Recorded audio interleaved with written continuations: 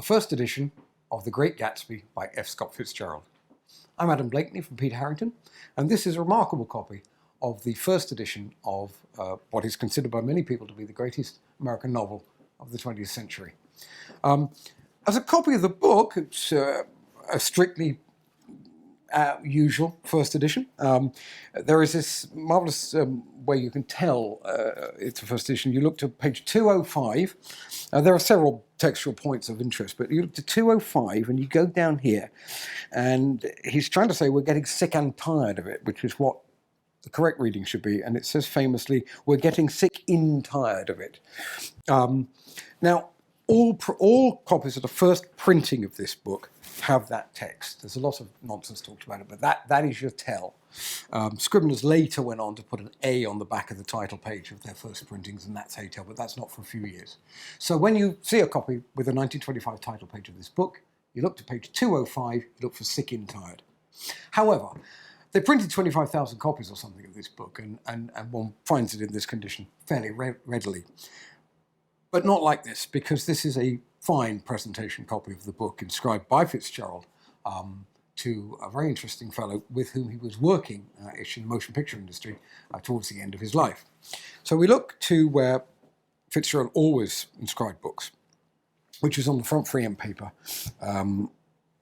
And here's his bold, sober hand, in which he writes, "For Harold Goldman, the original Gatsby of this story, with thanks for letting me reveal the secrets of his past." And this is Alcatraz, cell block 17. I'll soon be out, kid. Remember me to the mob. Fitzgerald.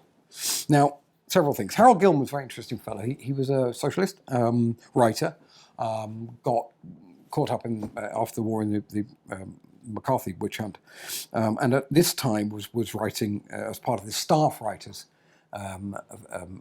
with Fitzgerald writing films. They I think it's quite well known that they had little sort of cubicles they wrote in, a bit like the one Winston Smith in 1984 ends up in. And I think they thought of them as cells, which is why he refers, of course, to Alcatraz. It's quite unusual for Fitzgerald at this point to be inscribing first editions of this book. Just to very briefly, he was in Europe when the book was originally published, and the very first presentation copies were on slips of paper, which either get stuck in or don't get stuck in.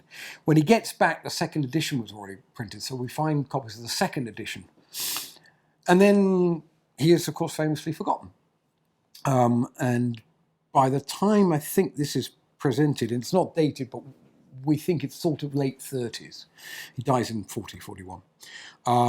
He is forgotten. The book's out of print. Nobody cared. So Goldman had found himself, we think, a copy of the first edition, and Fitzgerald inscribed it to him.